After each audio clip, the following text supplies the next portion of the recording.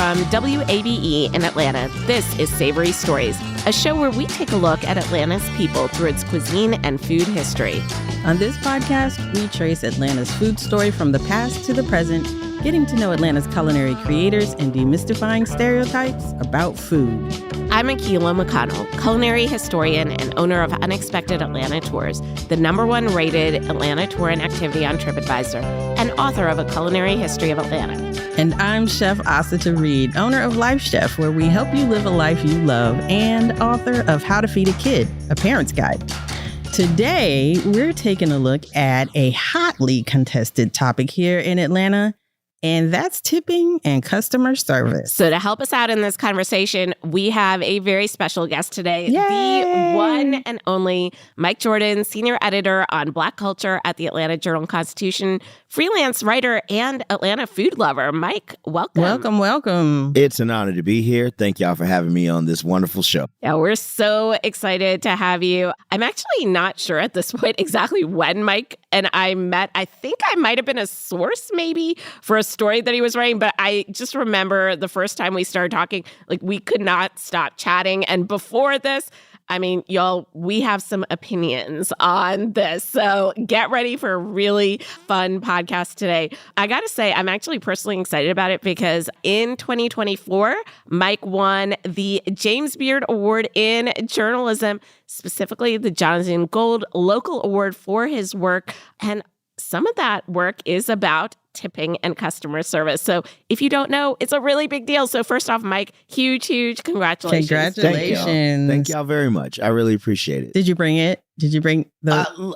I'm kind of like, I'm on the fence about it. Like, you know, like, because I feel like it's an Atlanta award. Yeah. I won the award for coverage of a city, a body of work. But, you know, I always, you don't really want to flex on your friends.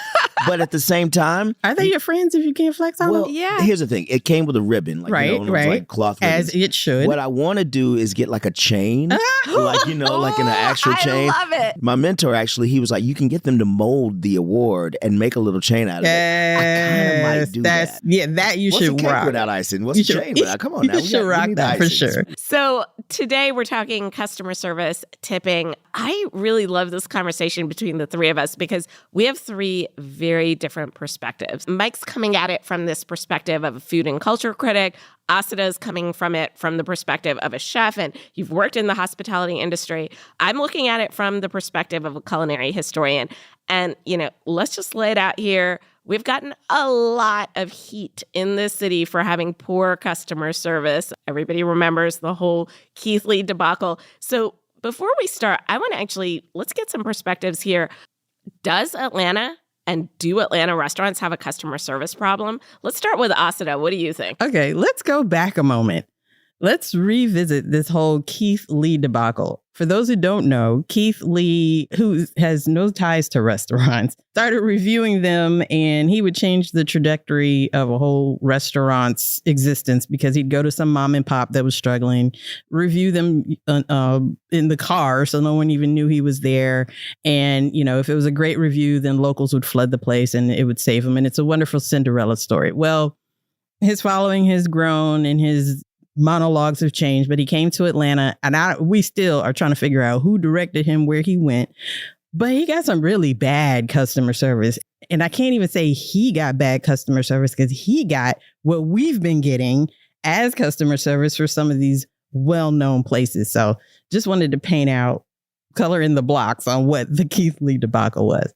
All right. So not only have I been in the kitchen, but I've been in front of house for years as a bartender, a waiter, a host. So I know what it looks like when someone gets triple sat. You know, I know what it looks like when the POS machine goes down. I totally get it when it's Friday night, party of 10, it's 30 minutes late and they're messing up the rotation. I know what it looks like when you forget to fire a course. And because of that, both my husband and I, who's also worked in hospitality, we're so gracious. We can forgive any number of overlooked or spotty service. But I think the word here, the key word here is hospitality. Not necessarily service. Hospitality is exactly what's missing these days. Everyone's focused on making money, making tips over creating experiences. And I really believe working in hospitality used to carry with it at all levels this understanding that we're here to provide an excellent experience for our guests. It's centering the guests. And tips are a byproduct of delivering that service.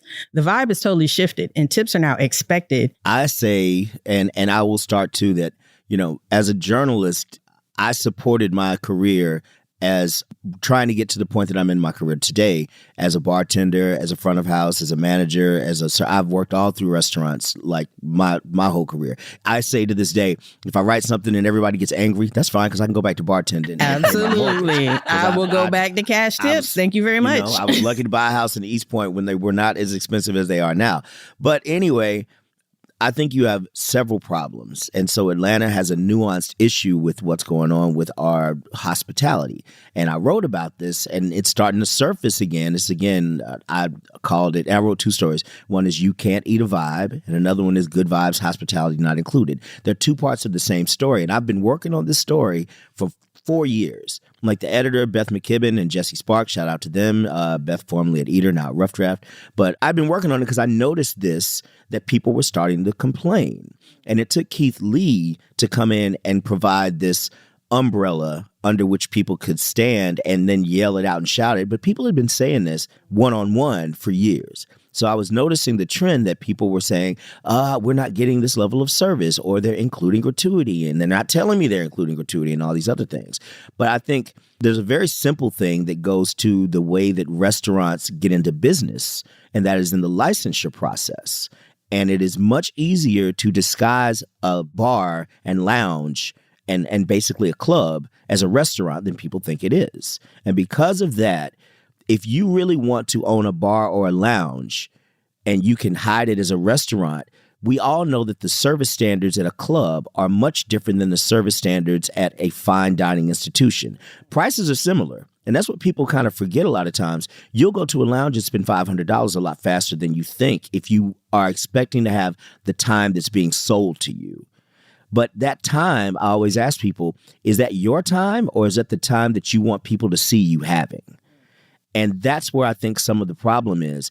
We are actually paying into things that are about the viewer's experience. And you see that with Instagram and with the rise of the foodie. And again, we're not really being critical in a way. So I think when Keith Lee came and said, a lot of this sucks, it's because it did suck. He did get some terrible recommendations. And I do think that Keith Lee needs to be studied in that manner of like, how is he deciding where to go? But yes, the customer service had been bad. Another reason why customer service is not great, Atlanta doesn't have a built-in, long-standing infrastructure of a service staff culture. We are not Chicago. We're a younger city. We just burned to the ground not too long ago. Yeah. So we don't have an institutionalized service standard.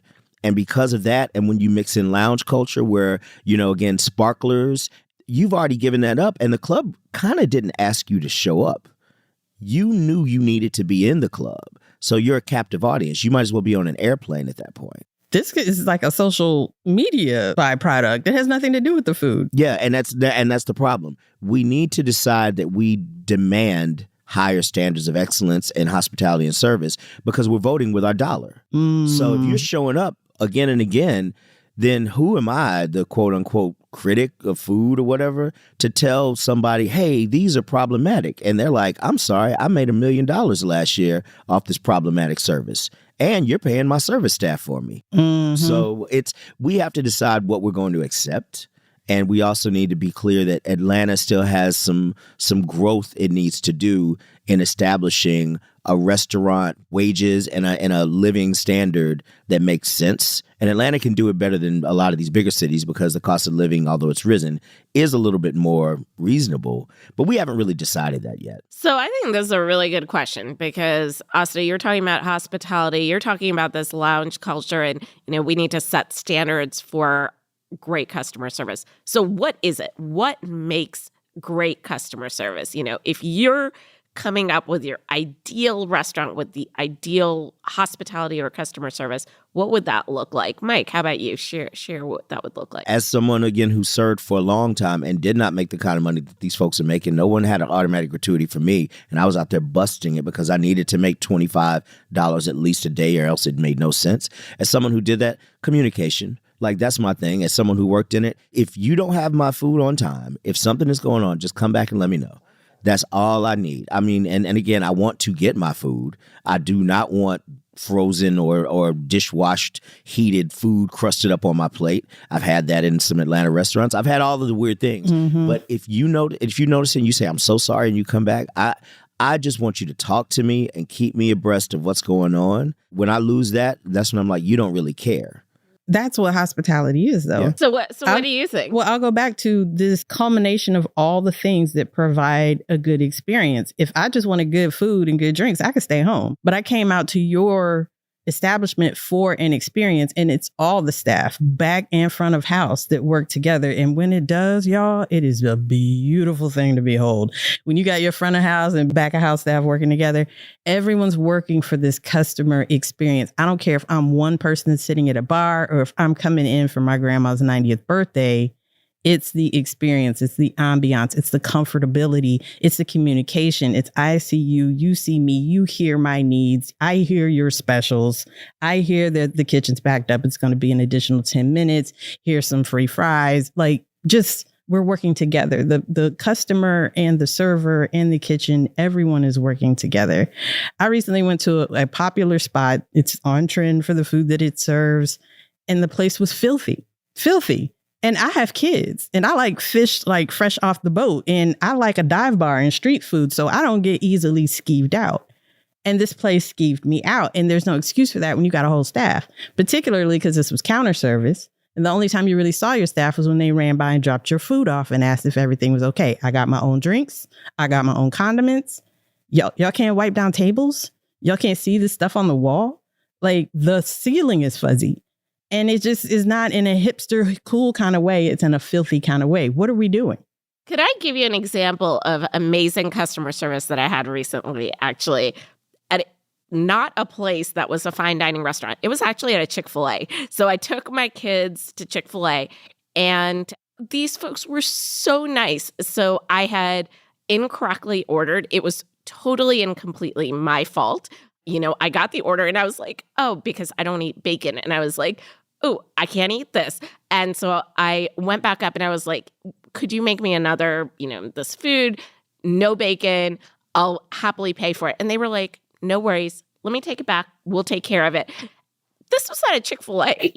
Chick-fil-A is the hallmark of They sure are. It's my pleasure. It is that, I think it's that culture. It's a culture. It's the restaurant culture that they have built and developed. It is the reason why people are so fanatic about Chick-fil-A, is that culture of hospitality. Maybe let's even say Southern hospitality, that we want you to have a great experience, so you're going to keep on coming back. And people do. And I've heard people defend on the other side, oh, we have a high turnover. We can't put that kind of training into our staff. And I call BS because Chick-fil-A does it. They still have a high turnover. I mean, the one that I frequent most, is 2 of them are by high schools.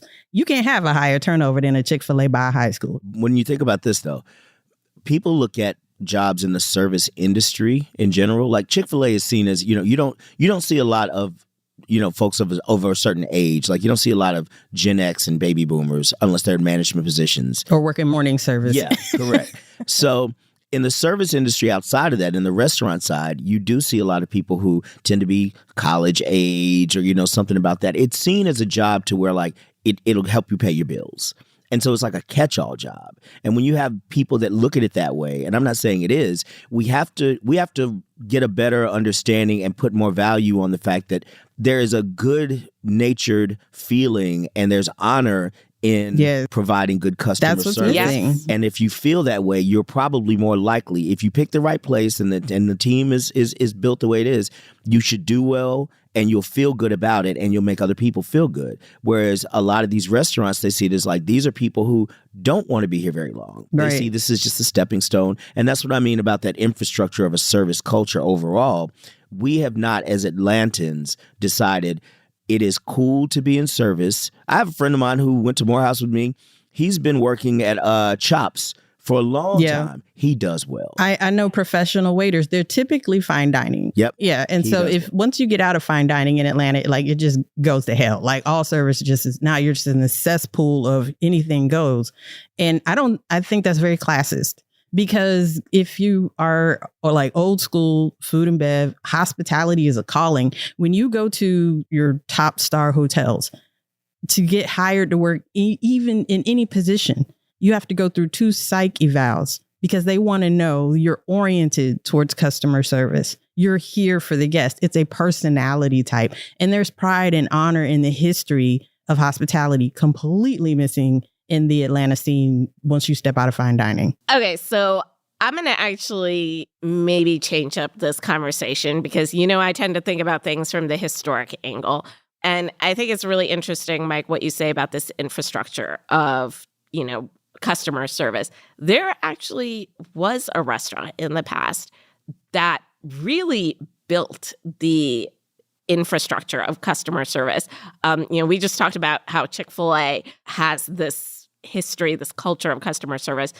And this restaurant actually was the one that influenced Chick-fil-A. They influenced Waffle House. So many of the restaurants that we consider today to be built on customer service started with this restaurant. And that is the Varsity. So I'm going to go backwards and talk just a bit about Varsity restaurant customer service and tipping. And I think this is going to really play into our conversation because, Varsity, as you all probably know, opened up in 1928. And when they opened up, when Frank Gordy opened up, his promise was that, and I quote, "You would find no friendlier greeting anywhere in the city." That was their model. Have y'all been to the Varsity recently? Not recently. So back in the day, the thing that people would say is they'd be like, "What do you have? What do you have?" 3 times. They still do. What do you have? What do you have? What do you have? Yep. And then the concept was fast, friendly service. So the Varsity, for those of you who have never been or don't know about it, it is a drive-through still, or nowadays it's kind of a semi-drive-through. But back in the day, it was a drive-through. And what you would do in the 1930s to 1960s is that there were no radios the way that, you do drive-throughs today where you talk on the radio and you tell somebody your order. Back in the day, what would happen is you would pull your car up. There would be what were known as curb men. The curb men would come. They would hop onto the car's running board. As soon as it arrived, they would ride it, ask for your order, and then the moment that your car stopped, they would hop back off, run back inside to pick up the order. So this is ultimate customer service. They're literally you pull up in the parking lot and it's literally, what do you have? yeah, it's immediate. Now, the interesting thing is they were very committed to customer service. And I want to know, Asada, Mike, what do you think? Do you think that they used to get tipped? At the Varsity? Mm-hmm, at the Varsity. This is in 1928, 1930s? Yeah, between the 1930s to the 1960s. I would imagine they did. Okay. Mike says See, yes. I was hoping they would either get tips or get a livable wage. Ooh, okay. Well, here is the answer. Until the 1960s, the Varsity car hops did not receive any salary, a salary of 0. So they worked entirely for tips. Yep. And I mean, imagine that 100% of your salary coming from tips.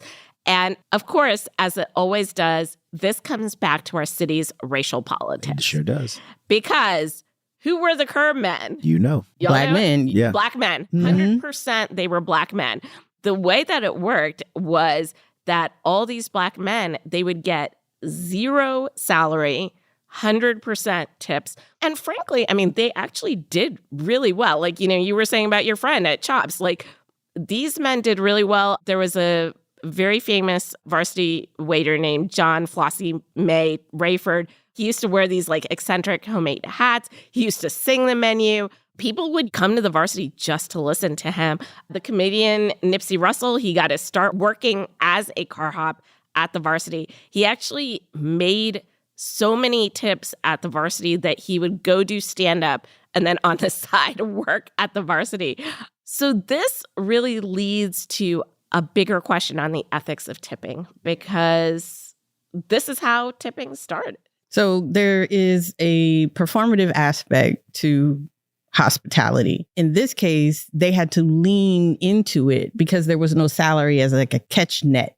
And so you had to come and bring your A game, whatever skills you have to the table to make money to go home and feed your kids. And by necessity, that brings a certain level of attentiveness, which is clearly missing today. I'd say it's just gone downhill. I remember recently just choking on my crab legs and pizza because my drink had been empty for 30 minutes and I hadn't seen my waitress on a weekday. Like, what are you doing? To me, to tip or not to tip is really the bigger question. And the acronym is that tips are to ensure proper service. I don't even know if that's real, if there's a historical basis on that. But why I feel like a lot of the tips you're doing now are just offsetting unlivable wages. Whose responsibility is it to pay service industry staff, the customer or the business owner? It's a big debate now in the industry, and we're seeing a lot of pushback as people don't want to tip for counter service. As an example, there's a guy on Instagram, and he has proclaimed it. If you want to get on the bandwagon, if he has to stand in line, order at the counter, scoop his own food, butts his own tables, get his own refills, etc., he's not tipping. So how does tipping in food service compare to tipping in like delivery or salon or cleaning services? Or I don't know, Mike, what do you think? What is the argument against tipping and where do we stand right now? I first have to say this about the Varsity. I know we love the Varsity. I know Atlanta puts the Varsity on any kind of collage of images. Whenever somebody comes to Atlanta, you see the big chicken and the Varsity and da da da da da.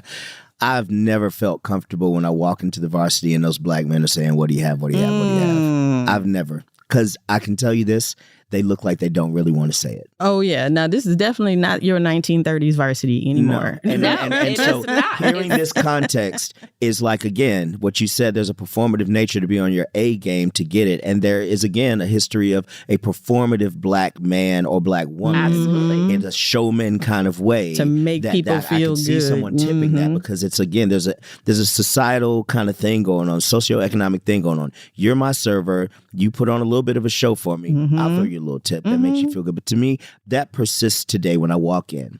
The last time I was in there, and it was years ago, again, I couldn't even stay in. I don't remember why I was there, but I was there for just some real quick reason. It wasn't to eat. It was like to do something. And I couldn't stay because I was just like, these black men look like they would love to be doing anything else than performatively saying, "What do you have? What do you have? What do you have?" And it hit me in a way, and I was just like, I don't know about this. Yeah, you might have hit on something because I remember a vibe, again, decades ago. It's been so long since I've been up in there, and I haven't been back.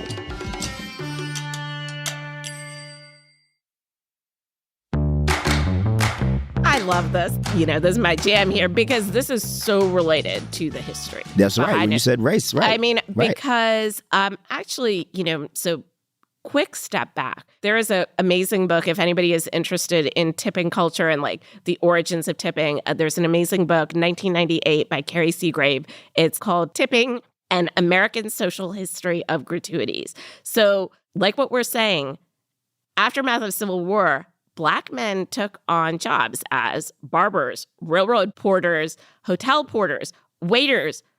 What are the things that we continue tipping for today? And like we saw in this case of Varsity, hotels, shops, they used to pay these Black men super low wages or no wages and then expect that they would get tips to supplement their income.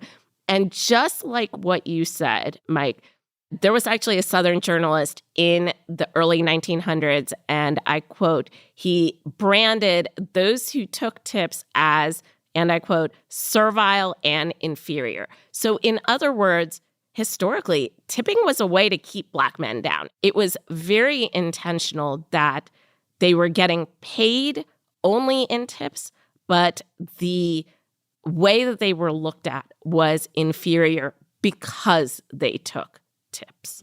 This so resonates into even agriculture and why we saw this great migration of Black people away from certain industries, away from being stylists and barbers, away from working in hotels and restaurants because it was looked down upon, just like it was looked down upon to work the farm, work the land.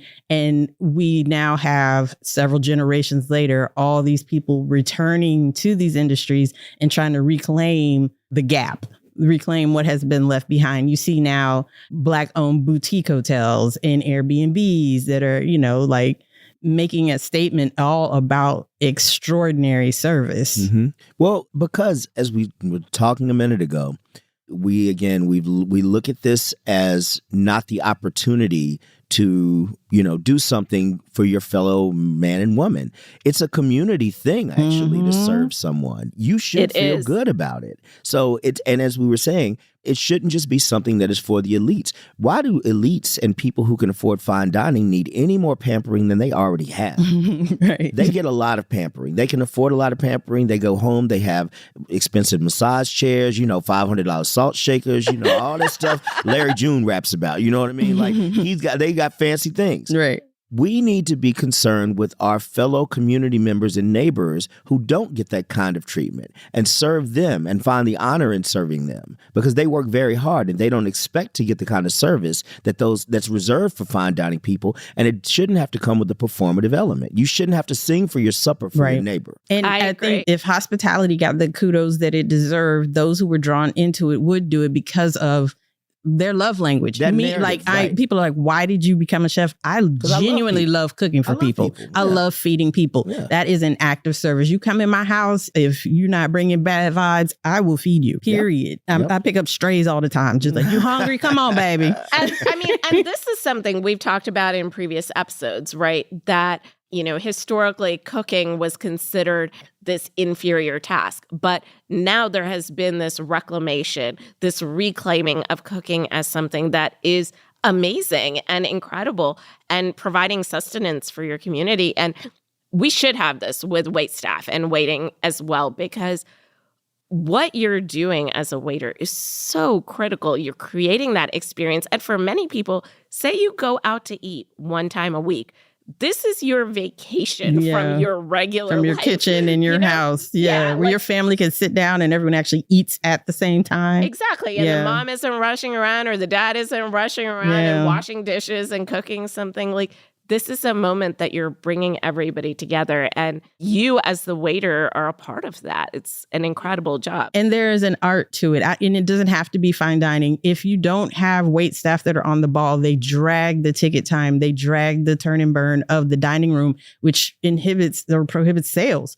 There's an art to saying, hey, this table needs refills, the ranch on 36 and dropping hot fries on table 12, all at the same time. You're keeping the flow going. You really are the lifeblood of a restaurant. You're keeping the customer happy. You're keeping the food running. You're keeping the drinks coming from the bar. Like, this is how the money is made, is through the wait staff. And there's absolutely an art to being attentive without hovering, with handling the service with a smile, and to get people out the door, but get them willing to come back at the same time. So I think we should talk about, though, this shift that occurs between not getting paid at all and living, only off of tips, to then getting the minimum tipped wage. And this happens in around the 1960s. So basically, as we were talking about with railroad porters, back in, the 1920s, all railroad porters were Black men. And the Pullman Company, this was the elite way to get around the country. They had these luxury railroad sleeping cars. First class in 1920 fare from Chicago to LA was around $80. So that's like $2,000 by today's standards to get from Chicago to LA. That's the equivalent of a first class airplane ticket today. And they had gold standard service to be a Pullman porter. Yes, to provide porter. that. They had gold standard service. Actually, we've talked about B.B. Beeman before on our Food as a Resistance episode. He was a Pullman porter because, that was a very elite level job. But the Pullman Company, I just think I should just ask you all this. How much do you think that they paid their Black men in base wages on an hourly basis in 1926? It was more than zero. They got paid something. I can't even imagine. Yeah, because I'm trying to do the math of what would be disrespectful. Right. And $2. Passable, I'm trying to remember the exchange rate of over time. Not a lot. I'll just say that. 17 cents per hour. What? 17 cents per hour, which in today's money is $3 per hour. Yeah. And you might think, that's really low, but I want to remind all of you that today the current minimum wage for tipped workers is $2.13 per hour. So I'm going to throw this to the two of you because you both have worked a lot in customer service. How does this low minimum wage impact customer service in our city? Mike, how about you? Well, I think it's one of those things that if you don't fix it, it doesn't show up as much because we've gotten very used to it. So even to bring that up, I know there's a lot of conversation politically around, tips, and both presidential candidates are talking about, eliminating this and making the restaurants always push back like that destroys our model and our margins are already very thin and you're trying to put us out of business. But the truth is we look at servers as like, you haven't figured out what you really want to do with your life. You need to go and do something for a while. The $2.13 is really there just for you to do something else because you're not going to claim all these tips on your taxes anyway. It's punitive. Yeah. So it's like you're going to get a lot of money, and if you don't, that's on you because you're not hustling hard enough. Right. And that's another life decision. So this is sort of like a boot camp of sorts to get you really into your adulthood is the way that a lot of people look at servers, I think. They look at it like you're not quite on track with your real life. And so therefore, $2.13 is at least it should motivate you as like you're at this lowest level. Because I hear that all the time is that, minimum wage is for people who don't aspire. Yeah. And they'll be like, oh, well, hustle harder or like find something else to do. This is the floor, right. And if you don't want to be on the floor, figure it out for yourself. But then, but now you're a hypocrite because you're coming in expecting all this glorious service. Correct. Well, you're going to get $2.13 worth of service. Correct. Because where's the motivation there? Yeah. If you want the fancy drinks and you want a bartender who's well-studied and you want a server who's bringing you the excellent experience, clearly that's worth more than $2.13 per hour. But should the customers be paying that or should the restaurants be paying that? And this is a great question because technically, if you look at the law says that the restaurants have to bring up the wait staff up to actual minimum wage, which is around $7. Yeah. So if they don't make their $7 via tips, the restaurant is supposed to bring them up. Cut you a check. Yep, cut you a check. In fact, 85% of restaurants is believed to run afoul of these laws. I mean, that is a ridiculous number. Yeah. Happened to me. I mean, what I would have liked when I was in the industry as a server. See, I was working in East Cobb and like everything. There weren't cool restaurants back when I needed those types of jobs. So there wasn't a Banshee or a Mujo or a Georgia Boy. You straight up at Ruby Tuesdays. I was at Houlihan's. Houlihan's and Ruby Tuesdays. Literally, I did Ruby Tuesdays. Applebee's. Yes. And that was it. But you know what? Applebee's. That was the place. That was the place back at that time. So, Yeah, it was the only place, right? It was like, it was the place. But that's the thing is that back then, folks also thought about where they were coming. And there's the calculus of, I didn't come here to spend a lot of money, so a fair tip to me is this amount. Mm-hmm. There wasn't a 20% discussion. You felt, wow, like someone tipped 20%. And even 20% on a meal at Ruby Tuesdays is not 20% on a meal at Mujo or Georgia Boy. Right. So that's the other problem is that now we're also in a culture of people are still kind of flinging around PPP money, I think. There's still a lot of slush fund money around there. And I think that as we see some, quantitative easing and the whole, the economy having a soft landing from inflation and all this other stuff, as we see that, we're going to see, again, a tightening of things. And it's really going to come down to, okay, who deserves my money? Who has the good service, quality, and staff? Because I seriously think for restaurants, what's going to challenge all this is the at-home cooking tech has gotten so good. Again, why do I really need to go to a restaurant if I have an air fryer, an Instant Pot, a cast iron skillet? They got some new oven. You push a button, it roasts the chicken, and it just knows what to do. So all I got to do then is find out, if I get a mixing spoon and or a shaker, and I start buying a bottle of this for $25 as opposed to $2.50, the math starts to math a little bit differently. Yeah. And I think all of that's going to hit the server first because they rely on those customers coming through the door and spending big money. You're selling, you're serving, you're doing all those things, and you're still getting minimum wage. And it's because I think people don't realize, or they're not even there to get the kind of service. A lot of people today really just want to say, I went to the most expensive restaurant in Atlanta. I went to the popular brunch place. And again, those folks get to say, well, we had a line outside so you can get in line, and all these people are going to take whatever we give them. I really do think it's a hostage situation that the servers are caught up in. Well, I want to go back to the sort of projection that people have, like, oh, this is just a temporary place. You're making $2.13 an hour, do better with your life. But then also, who's getting these jobs? Because I can count in Atlanta the number of white men who have waited on me compared to the number of women of color and men of color who've waited on me. Mm-hmm. There's still some divide, a classist divide on who is serving our drinks and running our food and taking our ticket orders. Oh, and bussing tables? Honey, that's just flat out racism. Yeah. I can give you the statistic on that. 70% of waiters are women and disproportionately Black and brown women. So yes, I mean, it is not just you thinking it. It is a absolute statistical fact. So again, when we go into this tipping of things, your unspoken biases and your unspoken discrimination of who deserves your money. Mm-hmm. Here is a person of color. Here is a woman. Here's a older woman. She should be home anyway. You should be in college anyway. You should be doing this X, Y, and Z anyway. I'm not giving you my money. A lot of times the tips are looked at that way. My money that I'm giving you. It's also that you are, by the nature of our, class structure, you are a servant. Correct. Like, that's just it. You're a servant. And why would I give you any more for what you were? It wasn't that long ago that you wouldn't have gotten any tip. Right. At your service. This is this whole, this is this continuation of this belief in, dating back 120 years that if you get tips, you are inferior. Mm-hmm. If you are working as a waitstaff, you are inferior. And it takes centuries to get past unconscious biases. But I think we had to just keep calling this out. Like, this needs to be a conscious bias that when we were saying we don't want to tip people, let's think about, well, why are we saying that we don't want to tip them? Is it because we are placing prejudices on the type of work that they are doing?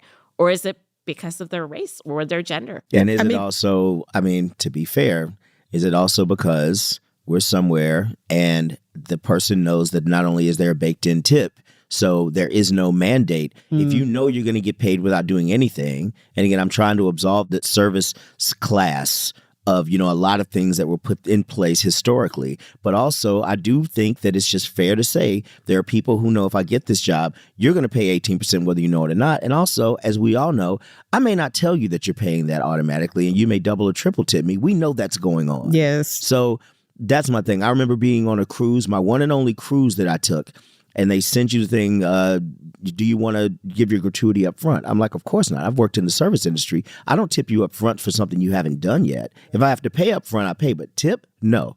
What they didn't tell me is that after the cruise was over, they were going to still give me a bill for gratuity. And that early option was actually a discounted option. The one that came when you were done was a higher one. And guess what? I had been tipping everybody 20% throughout the whole time. So I triple paid. Yeah. And that's why I've never been on a cruise again. I don't recommend this company that I won't name. But right. It is those kinds of things. There's a trickery going on. And then there's a spite level. Again, some people don't want to be there because even they see themselves by society's lens of, maybe I'm inferior. I don't really want to be here. I don't want to be washing this table. And it's just like, but it's your neighbor. It's someone who you should care about. Well, I think we've also conflated tips and service because there are places that we go, that we support, that we uphold, where service and tips are two totally different things. There's a long-standing joke about Jamaican restaurants where you're going to come in and be just disrespected. To the point where we anticipate it and order that food and come back next week anyway. It's a joke. If you get on Yelp and you start looking at a lot of Asian restaurants, you're going to find a bunch of Americans complaining that they were ignored at the restaurant. Well, in that restaurant, it's the culture. If you need something, open your mouth and ask for it. I'm not coming by your table. I'm not bothering you while you're eating. Mm-hmm. So we're still going to tip and we're still going to return. And the service is completely different from what we're talking about, if their service. Mm-hmm.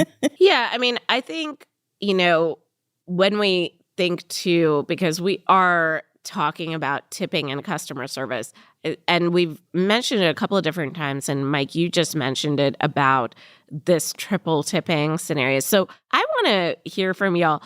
What do you think in 1923, how much do you think you were supposed to tip waiters? So tell me what you think the percentage was. 1923. So this is, just about 100 years ago?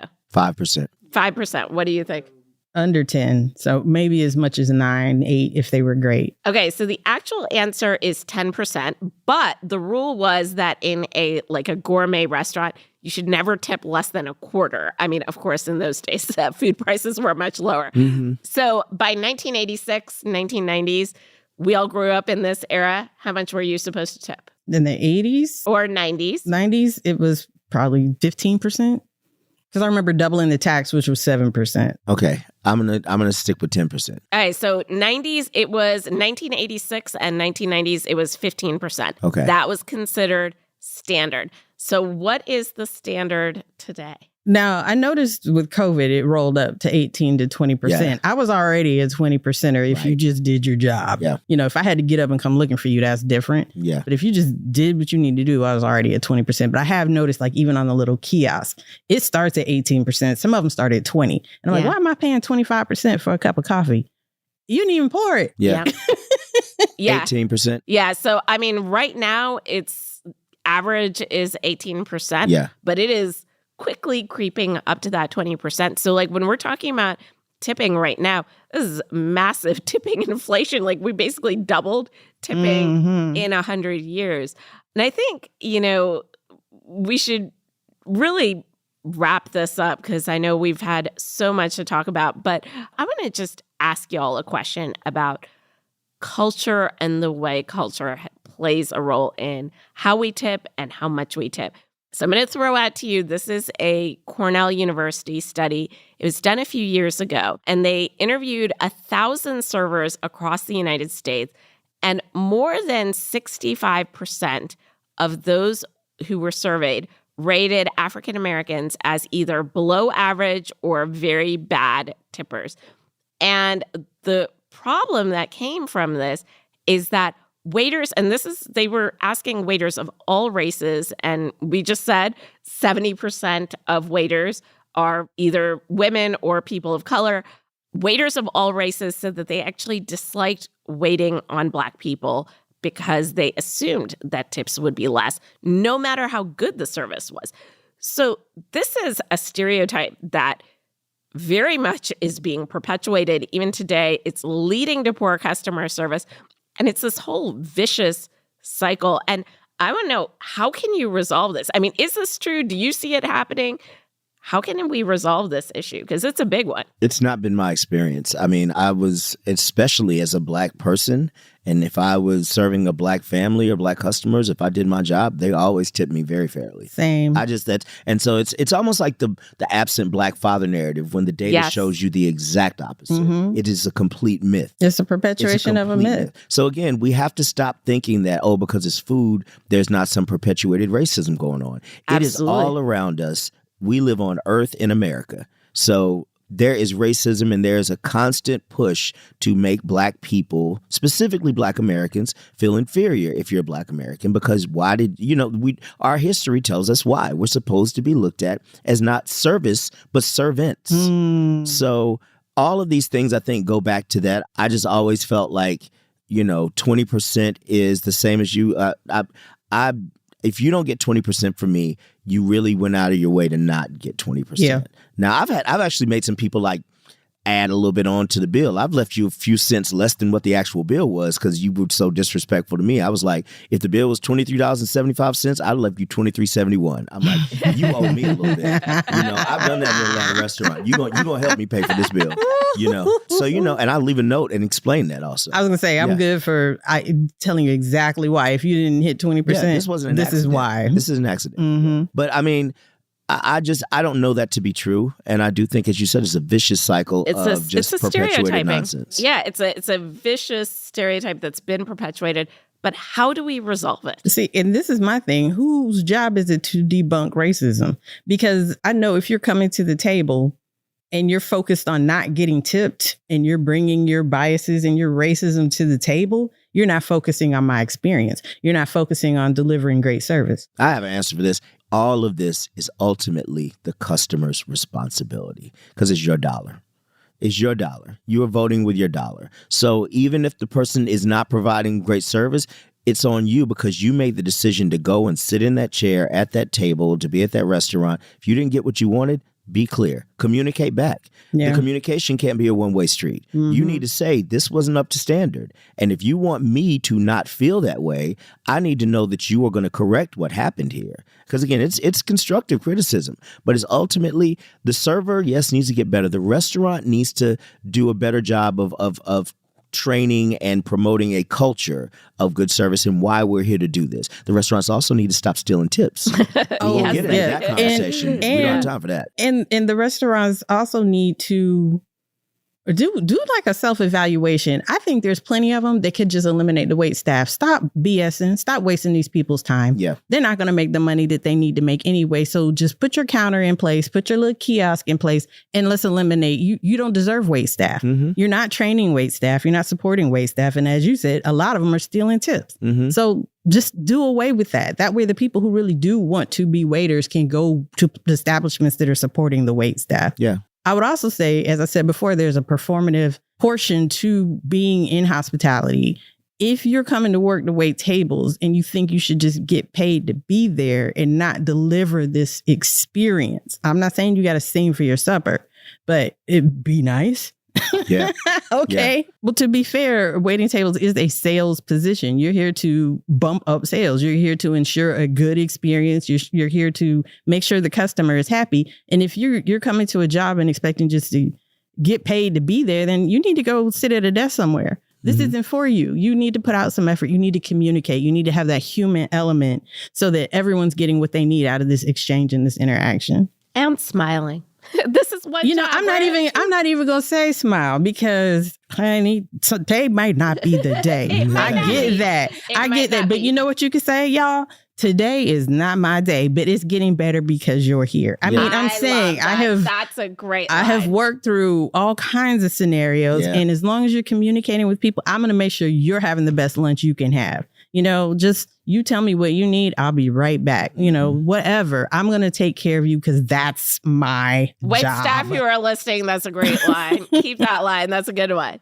And most waiters do have scripts because, you can only do this for 10 hours and not go into autopilot. But still, that's part of the job. Absolutely. So let's wrap it up by shouting out some restaurants who we think are doing an amazing job from a service standpoint, or some places doing some really unique things with tipping. Mike, you want to give some shout outs? Yeah, I mean, if this makes me sound bougie, again, I don't feel that way at all. I mean, I think Mujo is not duplicated experience in Atlanta. Again, yes, you need a $500 bill if you're going by yourself if you want to do everything that you're supposed to do. So it's $200 plus for the omakase. It's $170 or something like that for the beverage pairing. It is worth it, and the service is worth it. And what I love about that place is, again, you need to like sushi. Don't go in there if you don't like sushi. That's the wrong place to be. Where's the steak? Yeah. No, sir. You did not do your research. But what I love what they're doing is, again, it feels like this place is in Atlanta. This does not feel like someone came from outside Atlanta and tried to show Atlanta how to have a proper omakase. The music in there, it is reflective of the city. The service folks look like the city. It is not as pushy as you might expect when you're paying for that high level. And again, when you feel that hovering or that helicopter kind of experience, it's not that.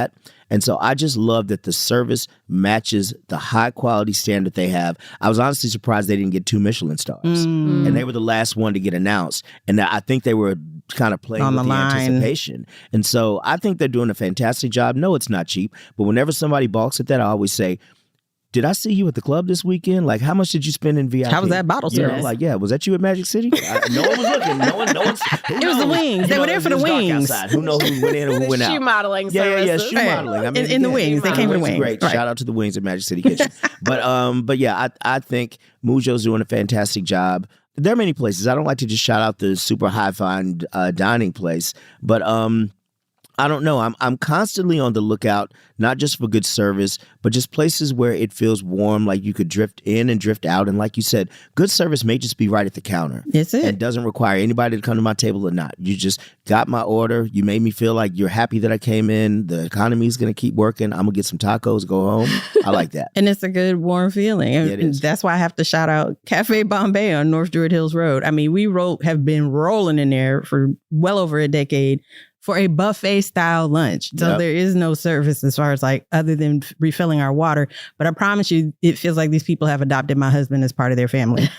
Like the level of conversation, the fact that they walk in, they this table right here for my friend, you know, just immediately right off the rip. We know you've been coming here forever. We're going to take good care of you, even if that means refilling your water and chopping it up at the counter. Another one I have to shout out is on Buford Highway, and that's So Kong Dong Tofu House. Literally, I felt like Norman Cheers. I walk in, here comes my order is standing, you know, and it's just sit down, enjoy. We're not going to bother you. You need refills on your banchan. And yes, I absolutely do. So without dropping a whole lot of money, these are two places we go and just feel like part of the family. And I'll give y'all some mid-tier ones. So we've got some lower tier ones, some gourmet ones. My favorite service in the city is Leon's Indicator. I have talked about that place before. I just love that place. Every time I go in, everybody seems genuinely happy to be there. The waitstaff has been around forever. They've shifted recently to team service, which I actually love because you can ask for anybody and they'll serve you, and the service is extremely efficient.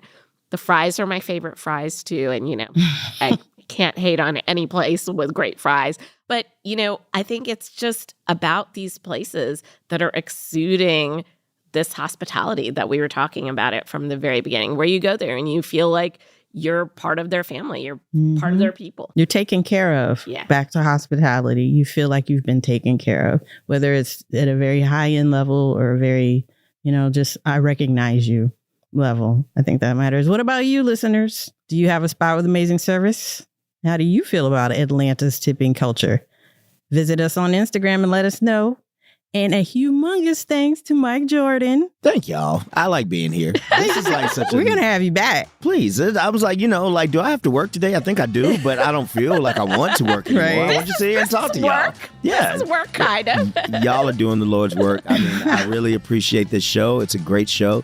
Really important conversations, and it's moving the conversations forward. So shout out to y'all. Where can our listeners find you? You can find me at the AJC at UATL. That is the letter UATL. So AJC.com/UATL is where myself and a great staff of Black journalists are trying our best to be the best representation of the original Black culture that comes from Atlanta and influences the world. You can find me on Instagram at Mike Jordan ATL. You can find me on Twitter at Michael B. Jordan. That is my name, Michael B. Jordan. That's why the byline is Mike Jordan. Well, Mike, thanks again for joining us, and we will see you all in a few weeks with another episode. Savory Stories is produced by Crystal Devone and Kevin Rinker, with additional production and editing from Scotty Crow. The series was created by Summer Evans and premiered on City Lights with Lois Reitzes. For more info, visit wabe.org/savory stories.